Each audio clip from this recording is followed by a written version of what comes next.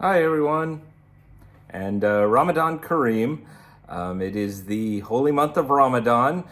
So of course things in Qatar have changed a lot due to the holy month.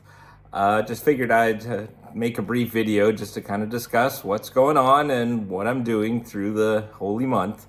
Um, in the month of Ramadan, all Muslims have to fast, and that fast lasts from first light until sunset. And I mean first light is in when you start seeing light coming up the horizon, not dawn. It's a bit earlier than that. So I think it's around 4:15 in the morning now and ends at about 5:45. And during the day, Muslims cannot eat or drink anything, including water. Now, I think you're aware that actually for probably about the last 10 years or so, I've done this fast as well through Ramadan. More in a way to kind of get more with the country, get more in sync with things. I'll explain in a bit, like what I mean by that. And so right now, I'm very thirsty. If my voice starts cracking a little, it's because I could really do to drink some water, but still got a few hours to go before I'm allowed to. But, I'm powering through. I won't say I'm 100% successful at this fasting thing, but by and large, I do manage to get it.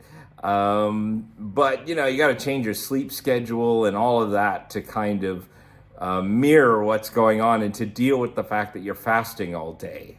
In fact, before the fast starts, so early in the morning, I keep food and water on my nightstand and an alarm so that then the alarm goes off and I just kind of food and drink, a bunch of water because, you really want to hydrate up before the fast starts because it's a long time. You're fasting 14 hours.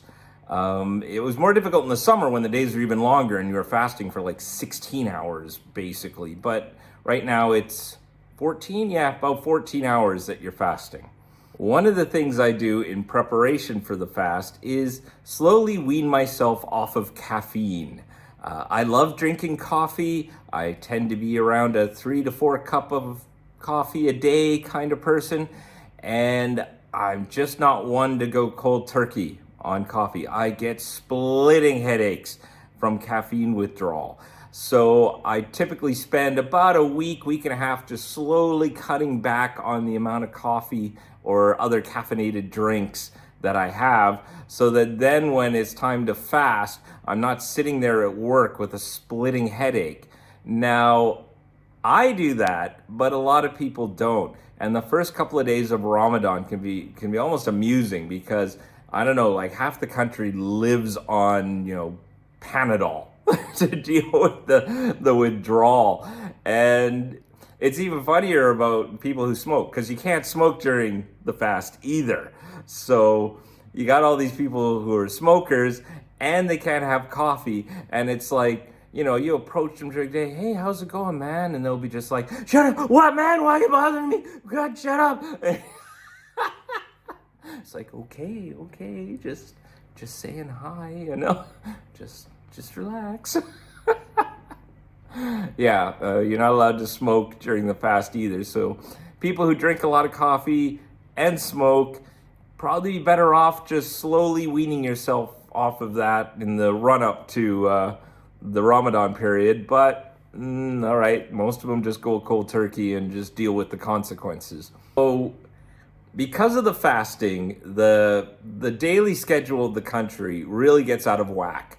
Work hours get reduced. Where I work, it's 5 hours a day, which, okay, great. Of course, there's no lunch break. You're not allowed to have lunch at your desk or anything like that. But it's only 5 hours. But because the fast starts at 4 in the morning, and that's around the time you have to do the first prayer, for Muslims, they typically have that last meal before 4, and then they got to go off to prayer at 4 in the morning, and then there's another prayer later in the morning, and then they have to go to work. And then after work, my work ends at 2, you still got 3 hours, 45 minutes to go before you can actually eat or drink anything. So a lot of people will have a big nap during the day. because they're up most of the night, if not all of the night. And then after the fast ends at 5:45, they will typically have a small meal called an iftar, which is made up of some dates and some other, just something small typically.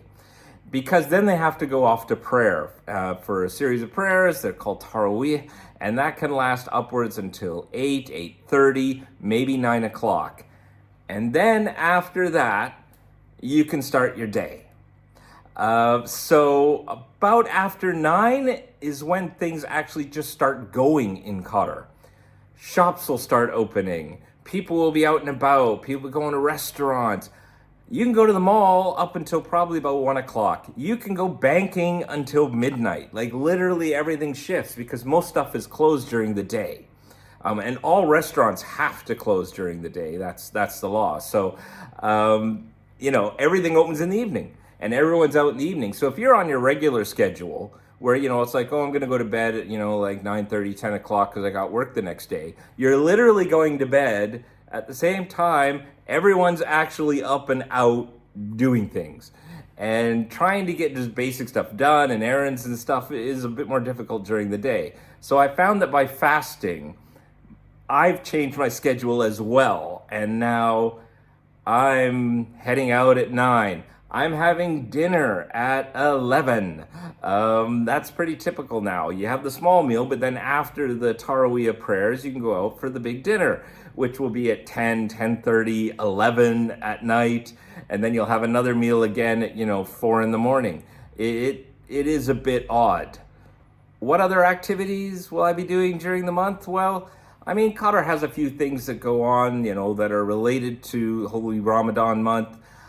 For example, there is a cannon that they fire to signify the end of the fast. I think there might be 2 or 3 cannons now that they have placed in locations. There's one at the Grand Mosque. I always go every year to see it at least once, so I plan to do that. There's typically a car parade on the Corniche. This is sort of an informal thing. Like it typically happens around 4 o'clock, 5 o'clock. Qataris who don't have much to do until it's time to break the fast. And of course, you don't want to go to the gym and exercise. You can't drink water. So it kind of became a thing to just get in your car and go on the Corniche and just drive back and forth. So over the years, it kind of became a thing where people would then bring out fancy cars, classic cars, old cars, unusual cars, and they would go down to the Corniche in those, which then led to a lot of people standing on the side of the road to take pictures of all the interesting cars.